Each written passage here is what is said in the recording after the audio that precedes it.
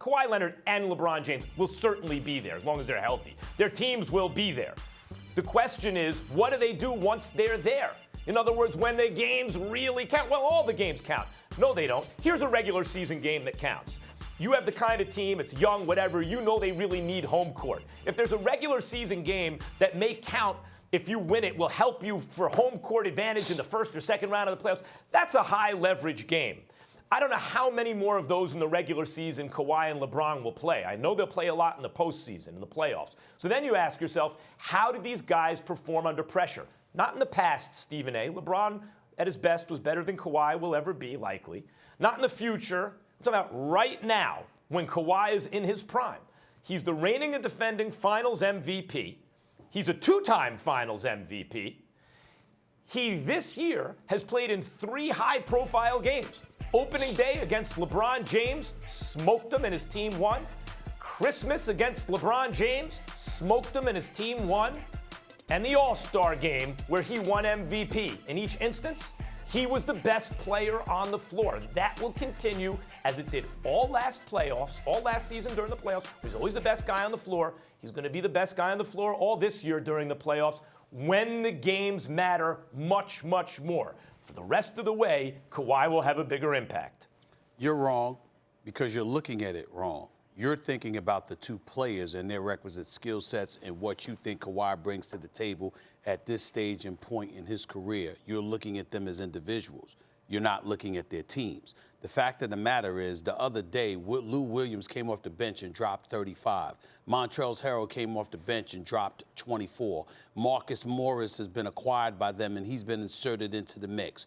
Paul George goes down with a hamstring injury, but he's expected to be back. So collectively speaking, Kawhi Leonard may not be asked to do all those things that he's fully capable of doing in order for the Clippers to be successful. Meanwhile, everything is riding on the shoulders of LeBron James for the Los Angeles Lakers. If LeBron James doesn't bring his A game, the Lakers ain't going to the finals. It's that simple. They need him desperately. Other than Anthony Davis, who do you have definitively that you can rely upon? We just sat here over a week ago and lamented the fact that because they didn't acquire Derrick Rose before the free trading deadline, because they didn't acquire somebody like Dennis Schrader, they have now been left to depend on Rajon Rondo to come into the game when LeBron James is out so they can continue to run their offense with fluidity. That's what you need. You're hoping that Danny Green shows up and doesn't appear moving forward to have lost a step. You know, Kentavious Caldwell-Pope.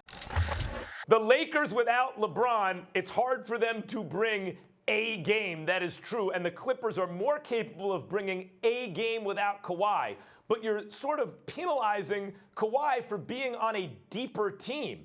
In fact, LeBron has a crime partner in AD, where the reason that team is as successful as they are, LeBron's playing out of his mind, no doubt about it. They have 2 top 5 players. It's almost impossible to have 2 guys as good as LeBron and AD on your team and not be a juggernaut. So yeah, LeBron has to do his part, no doubt about it. If we're talking about the entire rest of the way, what Kawhi gives you as a premium is you're going to win a championship because you have him. That's the difference. When the games mean the most, he's consistently the best player on the floor. Trot out the Greek freak. Kawhi is the best player on the floor. Where do you get this consistency from?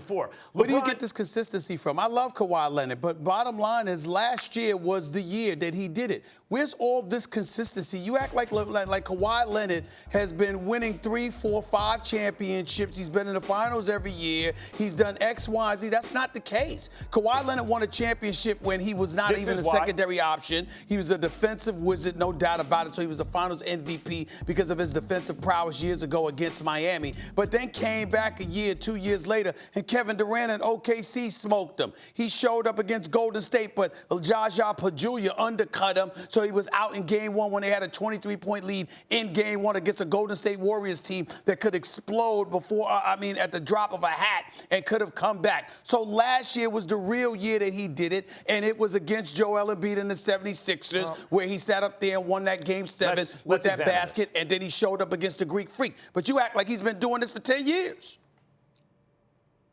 Let's examine this. This is why Kawhi is underrated. This is why people mistakenly still feel that there's anyone better than him, that KD was better than him when KD was healthy, that LeBron, etc. The reason he's underrated is because it's the distance traveled. He did not start where everyone else did. You know, LeBron and KD, their talent, their otherworldly, generational talent, transcendent talent was obvious from day one, right? And they hit a very high level early. Kawhi had to grind to get there. It's not as transcendent offensive talent like the other guys. So what I would tell you is look at that Spurs series where he was the MVP of the finals. For the defense he played on LeBron, what was Kawhi, 22? He was a puppy. Stephen A., starting about in the middle of that series, he started dropping 20-something a game. Right, you know, those last couple games of those series, he was starting to, his offense was coming on, and the bottom line, he was MVP. That has nothing to do with what I said. When you look at the high-leverage games he's played in his career, when you look at the high-leverage games he's played in his career, he is consistently and increasingly, and then last year it cemented it, the guy who shows up.